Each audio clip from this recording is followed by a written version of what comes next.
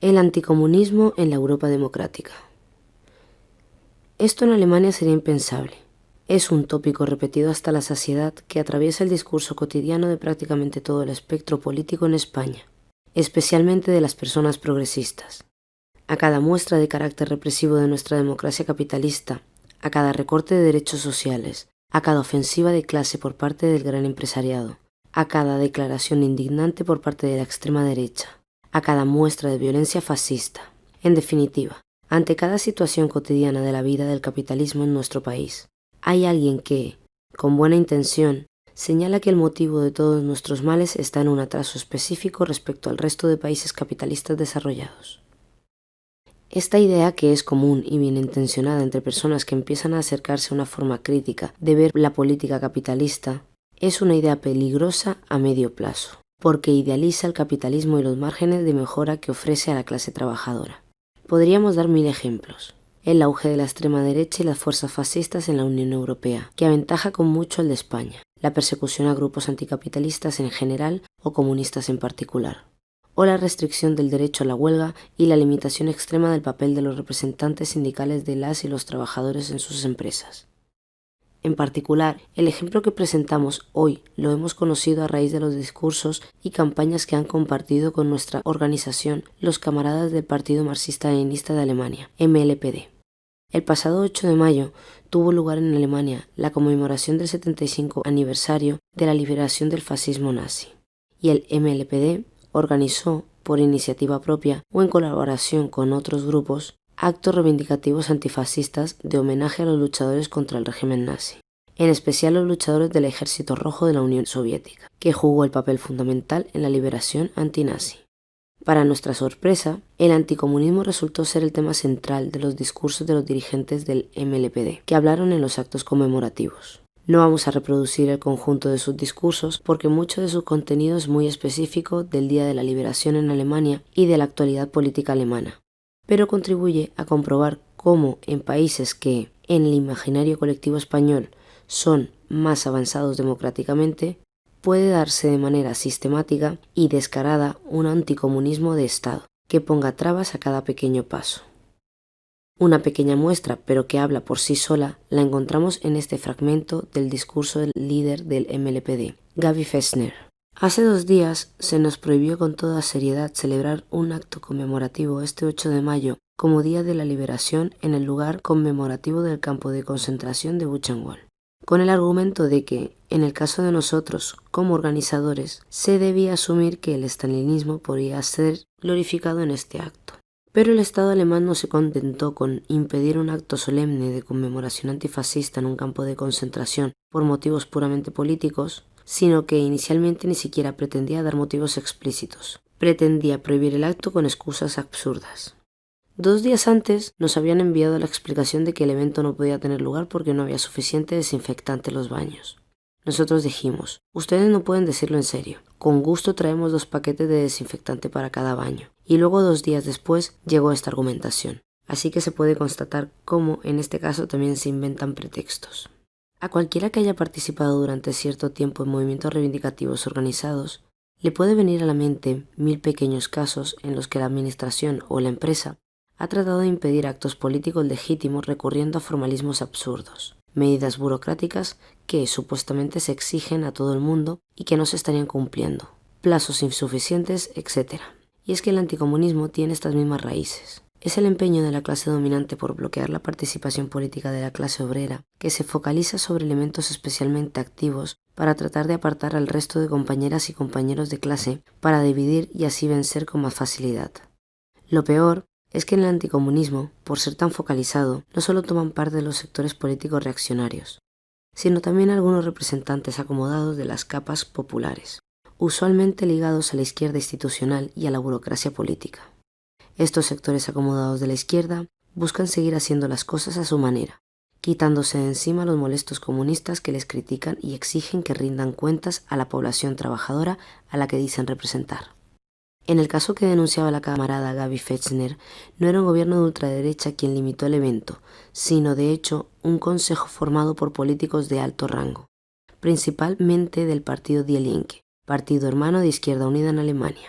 Hay Quien puede pensar, leyendo los fragmentos de discurso que hemos reproducido, que al fin y al cabo lo que se está reprochando no era la exaltación de la URSS, sino del estalinismo.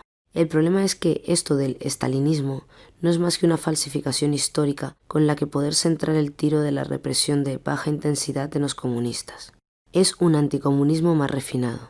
Permite separar comunistas buenos de comunistas malos, basándose en una falsificación histórica.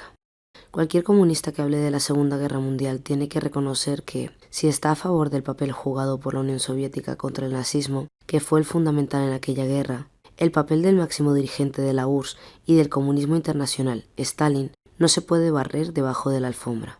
Aunque su figura resulte transgresora y controvertida para alguien que no esté activo como comunista, no puede pretenderse presentar a Stalin como un dirigente que entorpeciese el papel de la URSS, como un tirano a pesar del cual la URSS encabezó la derrota del fascismo. Stalin no se limitaba a ser el gestor de la URSS, defendió y promovió posturas políticas en ella y en el movimiento comunista internacional que resultaron clave para la victoria sobre el fascismo. En la URSS, la industrialización rápida y autosuficiente de la URSS, muy controvertido en los años 20 entre los dirigentes bolcheviques, el esfuerzo por tomar el control público sobre la agricultura, la muy difamada colectivización forzosa, o la preparación de toda la industria para que pudiera desplazarse rápidamente a una costa de la eficiencia de la maquinaria.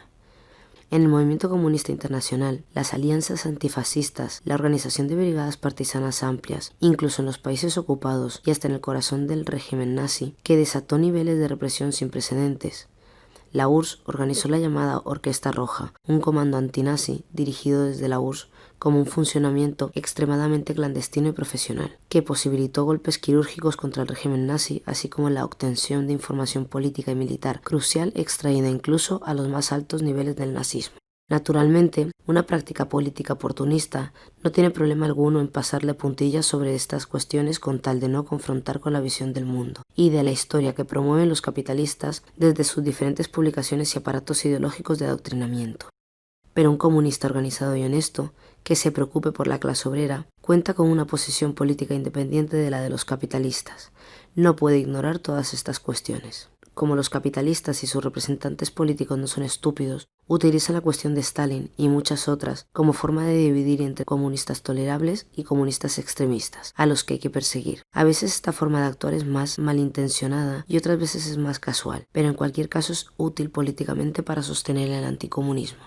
Del resto de discursos de los camaradas del MLPD, también pueden extraerse múltiples pequeños ejemplos de este anticomunismo muy presente en todo el espectro político alemán y en su estado, y cómo este anticomunismo daña a la clase trabajadora. Dirigentes sindicales socialdemócratas que expulsan a representantes sindicales comunistas, dejando descabezadas luchas obreras, organizaciones amplias de lucha que son vetadas por partidos políticos de izquierda institucional, porque dentro tienen un papel importante los comunistas.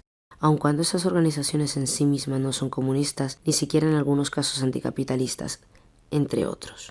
Por último, creemos que son interesantes las referencias que nos transmiten los camaradas del MLPD a la construcción de la democracia capitalista alemana tras la liberación del nazismo, y sirve para poner en cuestión esa idealización de las democracias europeas por sus transiciones netamente antifascistas tras la Segunda Guerra Mundial, en comparación al Estado español. Encontramos en sus discursos referencias que son fácilmente contrastables. Años de silencio institucional respecto al nazismo, la invisibilización oficial de la resistencia antifascista que muchos alemanes llevaron a cabo dentro de sus posibilidades, la devolución de todas sus propiedades a los grandes empresarios que patrocinaron el nazismo antes y durante la Guerra Mundial. Todo ello coronado con un discurso hipócrita en la actualidad por parte del establishment político alemán.